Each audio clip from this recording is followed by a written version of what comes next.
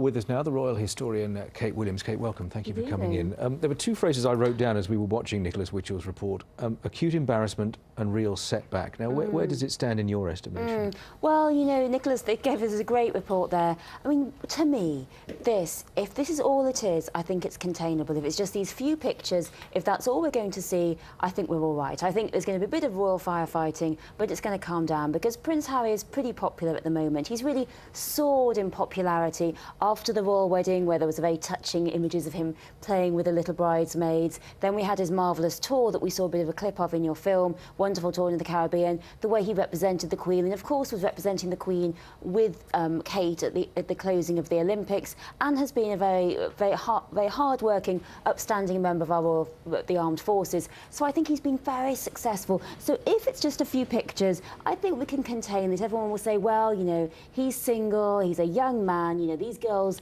they were there because they wanted to be there, no one under duress or exploitation, let's just draw a line under it. But if there's more to come, if there are more photos, if there are videos, and if these ladies decide to sell their story, then I think if this is just the tip of the iceberg of what there possibly is, then I think things could get a lot worse. And I know that from my contacts in the foreign media who I've been talking to today, these pictures are going for huge amounts of money across the world, and they are going to be splashes. They're going to be splashes tomorrow morning. I think we can expect a lot of new internet stories, and the question is what's going to happen in the UK media, because as Nicholas was saying, they're being terribly restrained. It's very difficult to gauge, isn't it? Because part of his popularity is because people know he might do something like Exactly, this. you're so right, Julian. We love his sense of fun, these jokes, you know, we love the party prince, and then it pushes over into this rather overexcitable level. I mean, historically, it's actually been the princes of Wales who are the really fun-loving ones, who've got the mistresses, who've got the courtesans, who get blackmailed like the future George IV. The second sons have always been a bit more square, like the Queen's father,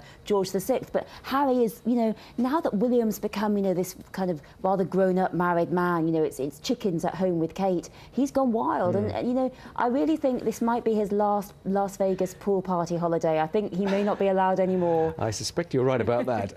What questions, if any, does it raise in your mind about security and protection of him? Well, people have been saying, why didn't the security officers, where were they? Why didn't they take the phones off the women? But the security officers are not there to protect Prince Harry's honour. They're there to protect his life. That's what they're there for. That's why the taxpayers are paying for them. So they're not there to protect him if they see him running off doing silly things.